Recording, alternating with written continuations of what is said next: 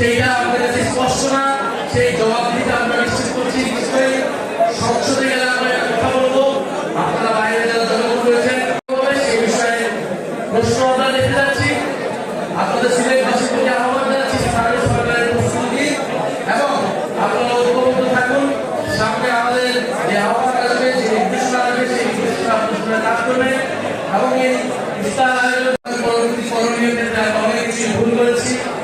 আজকে দেশের এই বেহাল অবস্থা আবারও তৈরি হয়েছে। দেশ আবারও গণতন্ত্র থেকে একদলীয় স্বৈরতন্ত্রের দিকে যাবে কিনা সেই প্রশ্ন উঠেছে।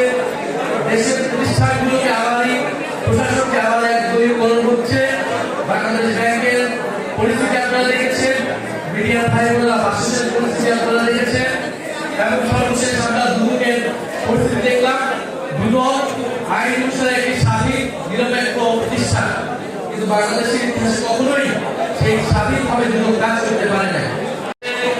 এনসিপির বর্তমান এবং ভবিষ্যৎ কর্তব্য উদাহরণ হয়ে থাকবে সেই প্রত্যাশা ব্যক্ত করছি।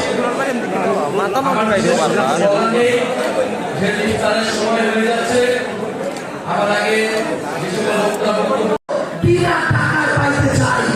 আওয়ামী লীগের আমলে প্রত্যেকটা অফিসে দলীয় সমিতি নিয়ে ধরে দিয়েছিল। একজন ডাক্তারকেও কর্মচারী সমিতিরা তটস্থ করে রাখতো। আমরা ওই বাংলাদেশ দেখতে চাই না, যে জায়গা থেকে স্পষ্টভাবে প্রতিবাদ করে রাখলাম। আমরা আপনাদেরকে জানিয়ে দিতে চাই যে বাংলাদেশ ব্যাংক দুদক থেকে শুরু করে পিএসসির মতো যে সার্বভৌম প্রতিষ্ঠানগুলো বাংলাদেশের এগিয়ে যাওয়ার জন্য অত্যন্ত গুরুত্বপূর্ণ, সেখানে দলীয় লোক বেশি বসিয়ে প্রতিষ্ঠানগুলোকে আয়ত্তে রাখার যে অপচেষ্টা, এই অপচেষ্টা করার সুযোগ আমরা রাখিনি বাংলাদেশের বিপক্ষে। আপনারা জাতীয় নির্বাচনে কিছু কিছু আসনে ইঞ্জিনিয়ারিং করেছেন, কিছু কিছু আসন আপনারা নিয়েছেন। তারপর আমাদের জায়গা থেকে বাংলাদেশের জাতীয় স্বার্থকে সামনে রেখে আমরা সেই নির্বাচনকে মেনে নিয়ে আমরা গণতান্ত্রিক উত্তরণের দিকে এগিয়ে যাচ্ছি। কিন্তু আমরা স্পষ্ট করে বলতে চাই, আগামীতে যে স্থানীয় নির্বাচন আসছে, সিটি কর্পোরেশন থেকে শুরু করে পৌরসভা, উপজেলা থেকে শুরু করে ইউনিয়ন, কোনো একটা জায়গায় কেউ যদি ইলেকশন ইঞ্জিনিয়ারিং করার চেষ্টা করে, ভোটকে প্রভাবিত করার চেষ্টা করে, ভোট কেন্দ্র দখলের চেষ্টা করে, যে চেষ্টা করবে সে যত বড় হোক না কেন, তার অপচেষ্টাকে আমরা সেই কালো হাতকে ভেঙে দিব ইনশাআল্লাহ।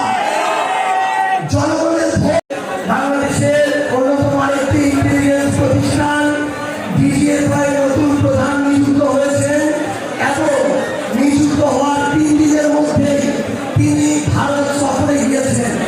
বাংলাদেশের কোনো মিডিয়াতে এই খবর আসে নাই, কিন্তু আমরা স্পষ্ট করে একটা কথা বলতে চাই, আপনারা রাষ্ট্রের প্রয়োজনে, নিরাপত্তার প্রয়োজনে যে কোনো দেশে যে কোনো সময় যেতে পারেন, আমাদের সমস্যা নাই। কিন্তু আপনারা যদি বাংলাদেশের স্বাধীনতা সার্বভৌমত্বকে কোন জায়গায় বিকিয়ে দিয়ে আমাদের বাংলাদেশের স্বার্থকে ছোট করার বিন্দুমাত্র উপায় তারা করেন, সেই সুযোগ বাংলাদেশের মানুষ আর কোনোদিন দিবে না। এখন একটা অসভ্য জগৎ এসেছে যেখানে আমাদের সন্তানদের কোনো নিরাপত্তা নাই, রাতের বেলা নিয়ে ধর্ষণ করে ফেলে। খাদ্যের দিকে যাচ্ছি আমরা সরকারকে অনুরোধ জানাবো, বাংলাদেশে ধর্ষণ বন্ধ করেন, মা বলতে নিরাপত্তা দিন এবং মা বলতে যদি নিরাপত্তা না দিতে পারেন তাহলে নিজের ঘরে যে সন্তান আছে তাকে প্রশ্ন করুন যে কিভাবে নিরাপত্তা দিব, তুমি আমাকে সাজেশন দাও। আমরা এই নতুন বাংলাদেশে তো তাদেরকে আসলে চাই না, কারণ আপনি যদি করতে হয় আপনি হেদায়েতের পথে আসতে হবে।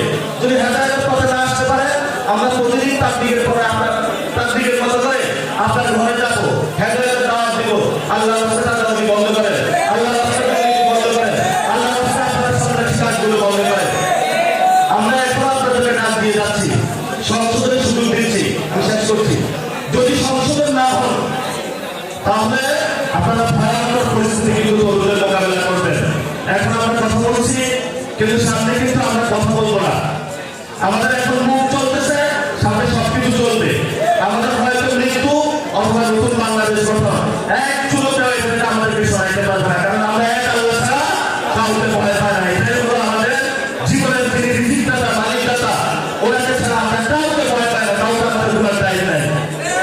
এই যে এখানে প্রধানমন্ত্রী কিন্তু খান খান করে দিয়েছিল টাকা, কিন্তু এখন ইন্ডিয়া পালায় আছে। বলবো বাংলাদেশে সবচেয়ে জঘন্য একটা কর্মকাণ্ড শুরু হয়েছে, প্রশাসনের মধ্যে দলীয় লোক দেওয়া, এবং প্রশাসনের এটা হচ্ছে বাংলাদেশ ব্যাংকে একজন সুইটার ব্যবসায়ীকে আগে বসে আনছে। দেখেন আপনারা বিভিন্ন জায়গায় এই যে দুর্গ, যেই দুর্গের মধ্য দিয়ে কালো বিড়ালগুলো আপনারা ইতিহাস জানে বিভিন্ন জায়গায় দুর্নীতি করেছে, তাদেরকে ধরবে। সব গ্যাংস্টার মালয়েশিয়া তারাই ব্যবসা করবে, তারাই বাণিজ্য করবে, এবং তাদের মধ্যে পূর্বাঞ্চল থেকে বিভিন্ন জায়গায় নদী, ঘাট, বালু, গাছ কোনো কিছু তাদের নজর থেকে কোনো বাদ দেয় না। সব কিছু তারা দখল নিয়ে তারাই ব্যবসা করবে। তাহলে আমাদের বাংলাদেশ তরুণদের কি হবে? আমরা এই প্রশ্নটা আপনাদের কাছে রাখতে চাই। তো জায়গায় ওই তৃতীয় চতুর্থ লোককে চাকরি দিতে পারবেন না। যদি না দিতে পারেন তাহলে বাংলাদেশে কর্মসংস্থান সৃষ্টি হবে না। যদি কর্মসংস্থান সৃষ্টি না হয় তাহলে তরুণদের মধ্যে ডিপ্রেশন বাড়বে, রাষ্ট্রের স্ট্যাবিলিটি আসবে না। রাষ্ট্রের যদি স্ট্যাবিলিটি না আসে তাহলে বাহিরের যে রাষ্ট্রগুলো সেগুলো এখানে এই ফায়দা বা সুযোগ দেওয়ার চেষ্টা করবে। আবার এই তরুণরা যদি ব্যবসা করতে যায় সেখানে যাওয়ার পরে তা হবে না। আর সেখানে বাধা কোন জায়গায়? একটা তরুণের দুইটা পদ্ধতি, হয়তো সে কোনো